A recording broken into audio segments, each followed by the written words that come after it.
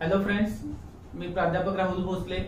आपण पुढचा जो पार्ट आहे आयनिक इक्विलिब्रियमचा, जसं की आपण लास्ट लेक्चर मध्ये हायड्रोलिसिस ऑफ सॉल्टचा पार्ट 1 पाहिलेला होता, तर नेक्स्ट पार्ट आपण या लेक्चर मध्ये आज कंटिन्यू करतोय।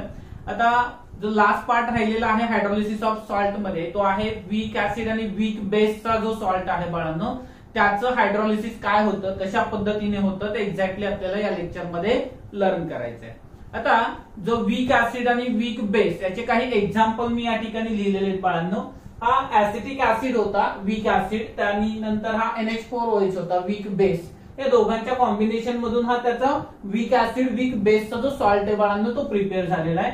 देन एजीसीएन जो आहे बाळांनो, तो सॉल्ट आहे कुणाचा, वीक ऍसिड आणि वीक बेस। वीक ऍसिड कोणता आहे बाळांनो, HCN आहे, आणि वीक बेस कोणता आहे, AgOH आहे। NH4CN हा पुन्हा एकदा HCN चा जो बेस ऍसिड आहे आणि NH4OH जो बेस आहे याचं कॉम्बिनेशन आहे। तर इकडे देखील बाळांनो H2CO3 आणि इकडे CaOH यांचे कॉम्बिनेशन्स आहे।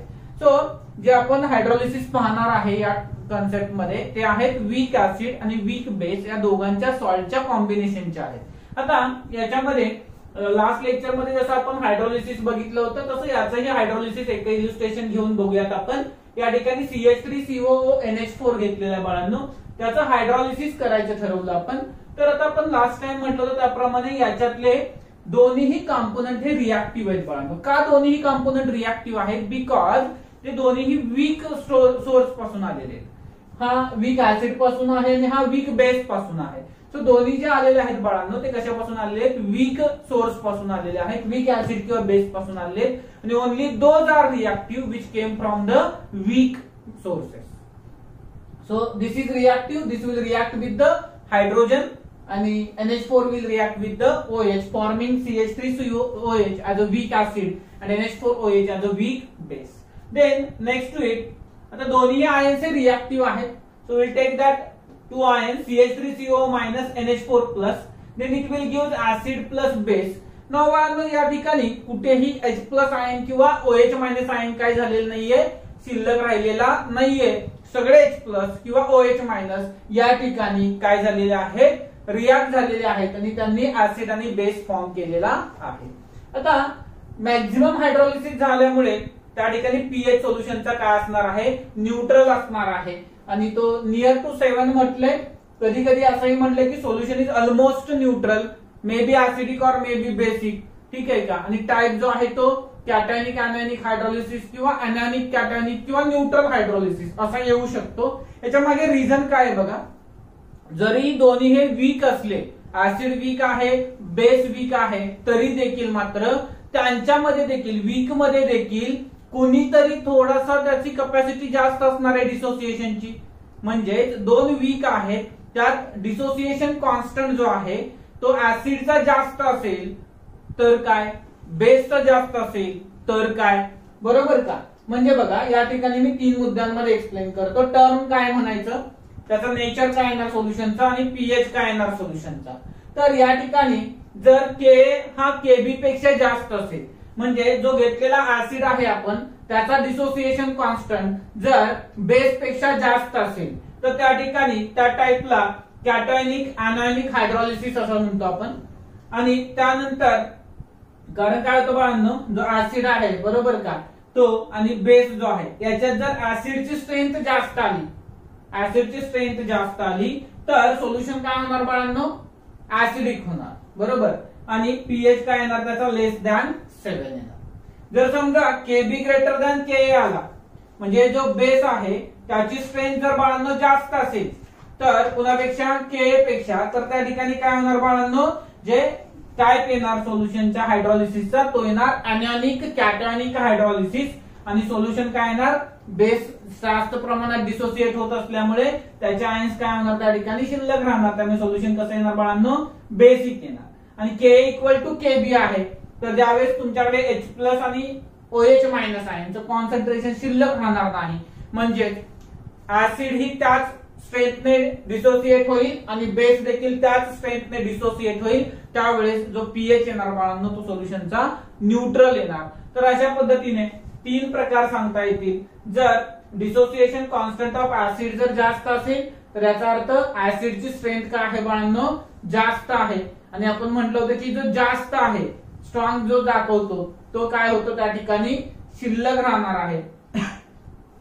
केबी हा कसा आला, त्या तुलनेने वीक आला. आणि कुणावर डिपेंड येणार आहे मग, जो थोडासा वीक असतो त्या दोन्ही सोल्युशन मध्ये, दोन कॉम्पोनंट पैकी जो वीक कॉम्पोनंट असतो त्याच्यावरती तो डिपेंडंट असतो.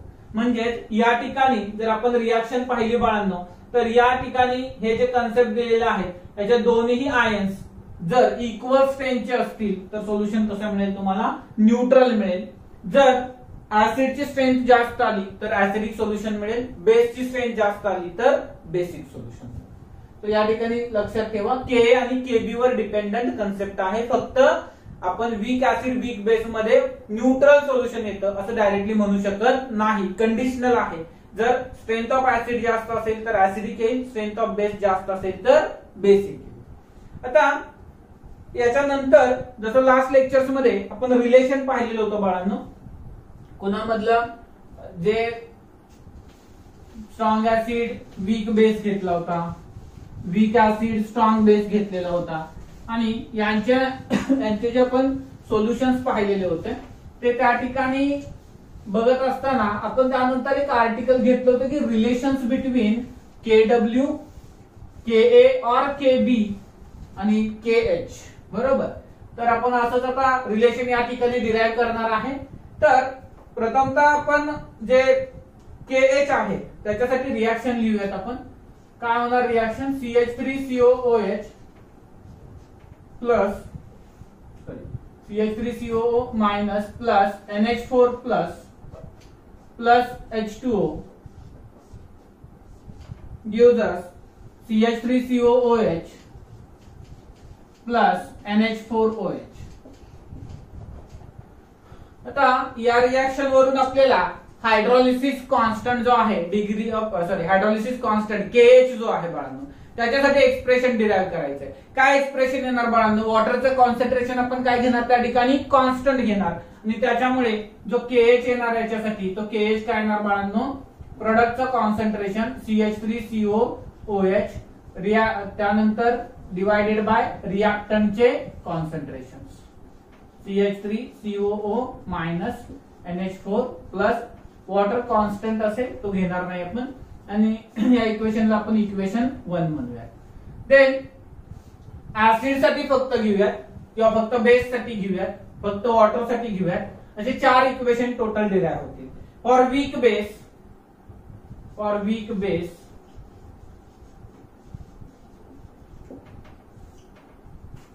कोणता weak base, NH4OH gives NH4 plus OH minus. आता याच्यासाठी काय येणार बाळांनो, वीक बेस साठी त्याचा डिसोसिएशन कॉन्स्टंट काय येणार, केबी येणार. आणि केबी कशा पद्धतीने लिहिणार आपण, therefore KB is equal to concentration of its products NH4 plus OH minus upon NH4OH. ठीक आहे. आता हे आल्यानंतर फॉर वीक ऍसिड काय करणार बाळांनो, वीक ऍसिड साठी, वीक ऍसिड कोण आहे आपल्याकडे, CH3COOH. It will dissociate as CH3COO minus plus H plus, then K will become, yes correct, what is CH3COO minus into concentration of H plus upon a concentration of acetic acid. Then lastly for water, this is for the hydrolysis reaction, this is for the weak base, this is for the weak acid, and then for the water साठी काय घेणार रे आपण, reaction बरोबर आहे, H2O gives H plus plus OH minus, therefore ionic product of water Kw is equal to product of concentrations of product. ठीक आहे का. तर या ठिकाणी वॉटरचं पुन्हा एकदा कॉन्स्टंट असणार आहे त्यामुळे घेणार नाहीये. So this is equation second, this one is equation third, and this one is equation 4. Now see equation 4 जे आहे ना, that will obtain by multiplying equation 1, 2 and 3. Let's check. इथे बघा CH3COOH लिहूयात सगळे आपण. थोडं कंजेस्टेड लिहावं लागणार आहे त्यामुळे हँड रायटिंग शॉर्ट येईल. कंप्लेन नको त्याबद्दल. NH4OH CH3CO minus NH4 plus into NH4 plus OH minus upon NH4OH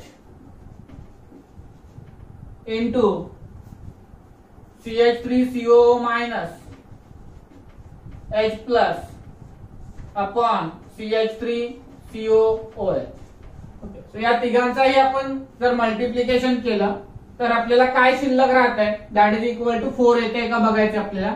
की CH3COH get cancelled, CH3CO minus get cancelled, NH4 plus get cancelled, NH4OH get cancelled. So what is remaining, OH minus and H plus. Now this is equal to the Kw. So we can write, what we can write, KH equation 1 into KB equation 2 into Ka equation 3 is equal to equation 4, that is Kw. Therefore we can write for equation KH is equal to Kw upon Ka into KB, and this is the final equation for the KH. कुणासाठी final equation आहे, KH साठी हे final equation आहे. ठीक आहे.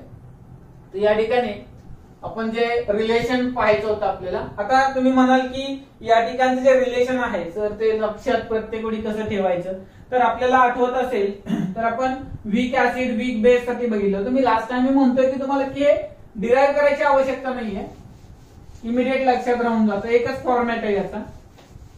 काय format आहे बघा, जर आपण वीक ऍसिड कंपोनंट घेत असू तर फॉर्म्युला काय येतो आपला, KH is equal to KW upon K. जर आपण वीक बेस हा कंपोनंट घेत असू तर KH is equal to KW upon KB येतो. मग जर आपण weak acid plus weak base घेत असू तर फॉर्म्युला काय ना, KH is equal to KW upon KA into KB. आला का बघा. हे आवश्यकता नाहीये डेरिव्हेशनची, बट फॉर अंडरस्टँडिंग जरा कन्सेप्ट माहित असलेला चांगला असतं. इथपर्यंत कळालं का बघा सगळ्यांना. Okay, what is the degree of hydrolysis. याच्या नेक्स्ट आर्टिकल जे आहे ते आपल्याला बघायचे. डिग्री ऑफ हायड्रॉलिसिस आपल्याला कशा पद्धतीने डिटरमाइन करता येईल.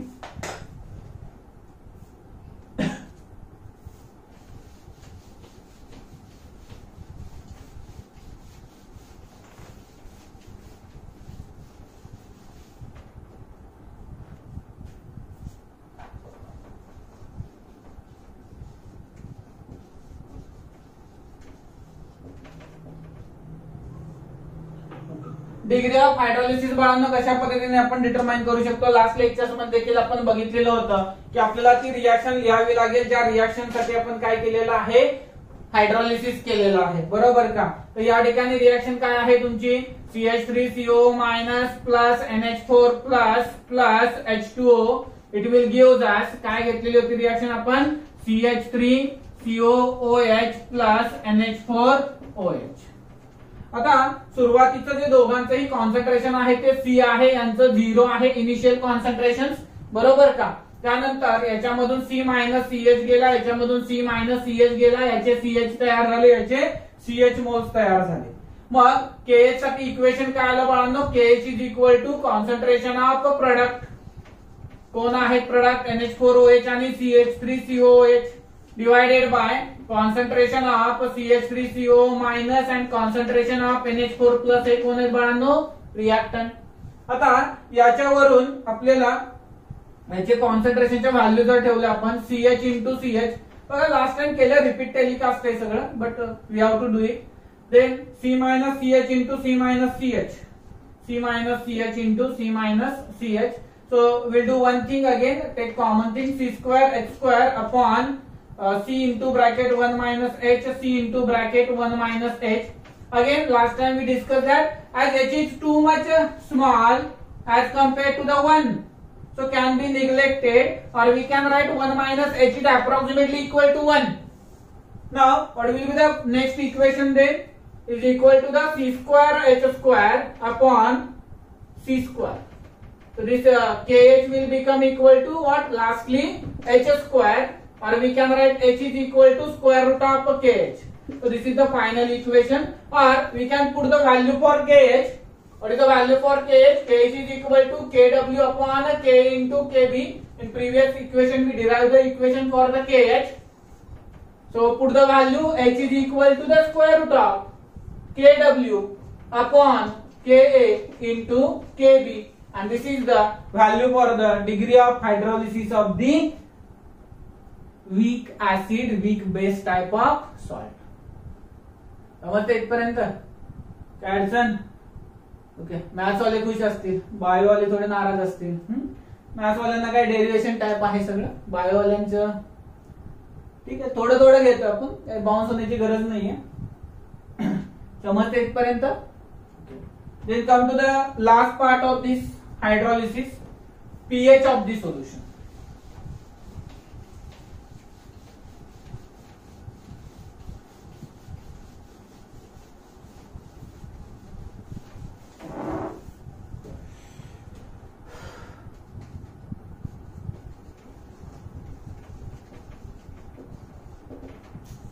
What is pH of solution?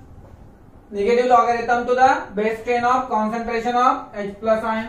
Okay, so from equation 3 कोणतं होतं रे? फ्रॉम इक्वेशन 3 आठवते का तुम्हाला? K is equal to concentration of CH3CO minus into concentration of H plus upon CH3COOH चे concentration. So from this we can write therefore concentration of H plus is equal to Ka into concentration of acetic acid upon concentration of CH3COO minus. समजलं? आता हे जे आलेलं आहे इथे H plus चं concentration मिळालं, तर जे आपल्याला H प्लस आहे त्याच्यावरून जर व्हॅल्यू आपण त्या ठिकाणी ठेवत गेलो या दोघांच्या देखील, ठीक आहे का, H प्लस ची व्हॅल्यू जी आहे ती डिटरमाइन करायची आहे. So we can write therefore H plus is equal to Ka. याची व्हॅल्यू काय होती बाळांनो? C मायनस CH होती, आणि त्यानंतर सॉरी याची CH होती ना, हा फॉर्म झालेला होता, आणि हा जो आहे आयन त्याची काय होती? C मायनस CH होती. So we can write Ka into CH upon C into 1 minus H. So H can be neglected as it is very small. Therefore, equation becomes Ka into C into H upon C, or concentration of H plus is equal to Ka into H. आता या ठिकाणी Ka ची value काय आली रे बाळांनो? Sorry H ची value काय आलेली होती? as we know H plus is equal to Ka into H ची व्हॅल्यू आलेली होती Kw upon Ka into Kb. बरोबर का? मग आता या ठिकाणी जर आपण ही व्हॅल्यू ठेवली तर आपल्याला सॉरी स्क्वेअर रूट मध्ये ना Kw upon Ka into Kb. Final काय व्हॅल्यू येणार आहे? Therefore H plus is equal to हा जो K आहे म्हणजेच काय आहे बाळांनो? स्क्वेअर रूट आहे ना, स्क्वेअर रूट ऑफ K. तर या ठिकाणी काय येणार याचं? Kw into square root of K, म्हणजे 2 times square root of Km घेतला आपण तर आपल्याला Km मिळेल divided by Kb. So now pH. What is pH? Negative logarithm. So taking negative logarithm on both sides,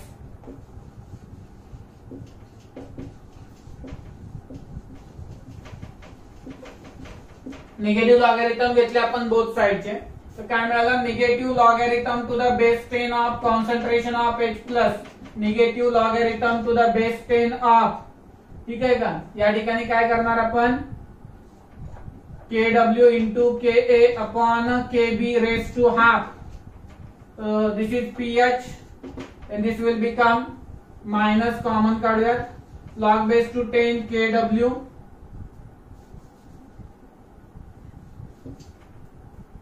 आपण कॉमन घेतलं तर चालेल याचा, minus half log base to 10 Kw minus log base sorry plus log base to 10 Ka minus log base to 10 Kb. So these are basic rule for the logarithm. Multiplication असेल तर addition होईल, division असेल तर subtraction होईल. Now multiply inside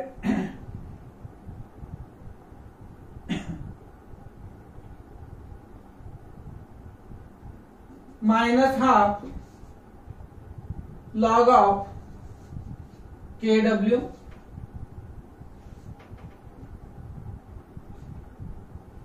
minus half log base to 10 of Ka minus half minus log base to 10 Kb. So all of you know what is negative log base to 10 of Kw. This is pKw, so this is half pKw minus log Ka म्हणजे काय असतं रे बाळांनो, minus half pKa minus इथे minus log base to 10 Kb म्हणजे काय असतो बाळांनो, pKb. So this is pH and as we know pKw is 14, so this becomes 7 minus half pKa minus half pKb. So this is the equation for the pH of salt of weak acid and weak base.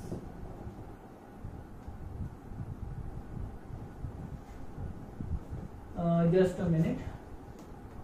इथे इथे इथे sign बघावं लागेल थोडं. हा minus असतो ना, minus असेल तर तो minus half minus log base to 10K म्हणजे काय असतो तुमचा पीके असतो. टोटल मायनसची किंमत प्लस पीके असते. So that is minus log K म्हणजे काय येणार तुमचा हाफ pKa येणार. So this is all about the hydrolysis of salt of weak acid and weak base. आता समजलंय का बघा, या ठिकाणी जो कन्सेप्ट आहे तुमचा तो तुम्हाला बऱ्यापैकी क्लिअर झालेला असेल. थोडस एक शॉर्ट सिनॉप्सिस मी तुम्हाला या चारही टाईपच्या सॉल्टचे या ठिकाणी देतो. तेवढेच तुम्ही केले तरी सफिशियंट आहे. 4 पेजेस तुम्ही लिहिले असतील, बट या ठिकाणी आपल्याला हे कुठून आलं, कसं आलं, किंवा कधी कधी न्यूमेरिकल मध्ये मध्येच आपल्याला H+ आयनचं कॉन्सन्ट्रेशन डिटरमाइन करावं लागतं, डिग्री ऑफ हायड्रॉलिसिस डिटरमाइन करावी लागते. तर त्यावेळेस आपल्याला या सगळ्या स्टेप माहित असणं फार गरजेचं आहे. एक शॉर्ट सिनॉप्सिस देतो मी तुम्हाला याचं, जेणेकरून तुमचा बराचसा ताप वाचेल. Salt of strong acid strong base. पहिला पॉइंट, सोल्युशन कसं असेल, neutral. Salt of strong acid weak base, solution कसं असेल बाळांनो, ऍसिडिक. ठीक आहे. त्याच्यानंतर salt of weak acid strong base, solution कसं असेल याचं, basic. Then solution of weak acid weak base type of salt, त्याचं कसं असणार आहे बाळांनो, जनरली न्यूट्रल म्हणतोय आपण, बघूयात त्यानंतर कुठल्या प्रकारचं इथे. देन हायड्रॉलिसिस होणार का, नो हायड्रॉलिसिस. देन याचं कोणत्या प्रकारचं हायड्रॉलिसिस होणार आहे बाळांनो, कॅटॅनिक का अॅनायनिक सांगितलेलं आता आपण. वीक जो असतो त्याच्यावरून ठरवायचं, वीकचा कॅटायन इम्पार्ट करतो, त्यामुळे कॅटॅनिक हायड्रॉलिसिस. इथे वीक ऍसिड आहे, त्याचा निगेटिव्ह पार्ट घेतो त्याच्यामध्ये भाग, म्हणून अॅनियनिक हायड्रॉलिसिस. इथे अॅनियनिक कॅटायनिक और कॅटायनिक अॅनियनिक और some neutral type of hydrolysis may be observed. So there are chances depending upon the condition explained in the Ka and Kb strength. Then what is the value for KH किंवा बाकी कोणतेही point इकडे लागू पडत नाही. जर hydrolysis होतच नाही तर आपण बाकी जास्त काही इकडे बोलू शकत नाही. नंतर इकडे बघूया KH ची व्हॅल्यू काय आहे ते बाळांनो, KW upon KA, sorry weak base आहे ना, KW upon KB. KH is equal to KW upon weak acid है Ka. दोन्ही ही वीक आहे, सो Ka इंटू Kb.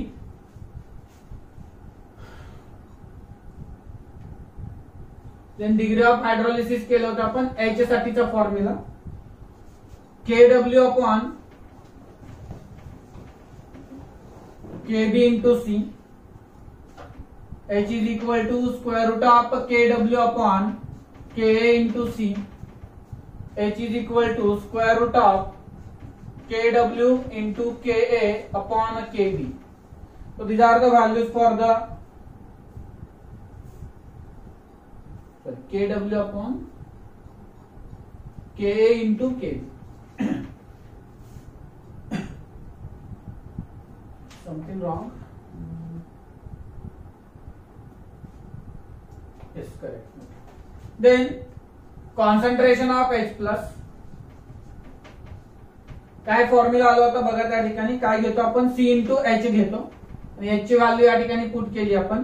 तर ते H ची व्हॅल्यू पुट करून आपल्याला काय मिळालं होतं, square root of KW into C upon KB. त्याच्यानंतर H is equal concentration of H plus is equal to CH. त्या ठिकाणी ही व्हॅल्यू पुट केली आपण, तर आपल्याला व्हॅल्यू मिळालेली होती square root of KW into C upon K. आणि या ठिकाणी कॉन्सन्ट्रेशन ऑफ H प्लस ची जी व्हॅल्यू आहे ती आपण जस्ट आत्ताच डिटरमाइन केलेली होती, KA into H and that becomes square root of KW into KA upon KB. आणि लास्टली त्याचा pH जो आहे बाळांनो तो डिटरमाइन केलेला होता. थोडस आपल्याला वर खाली लिहावं लागेल कारण इकडे फॉर्म्युला लेंदी आहे. pH काय मिळाला होता आपल्याला, 7 minus half pKa minus half log C.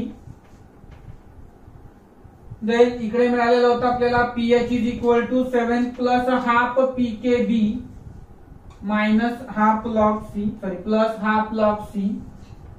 आणि इकडे आता जो फॉर्म्युला मिळालेला आहे आपल्याला तो आहे pH is equal to 7 plus half pKa minus half pKb.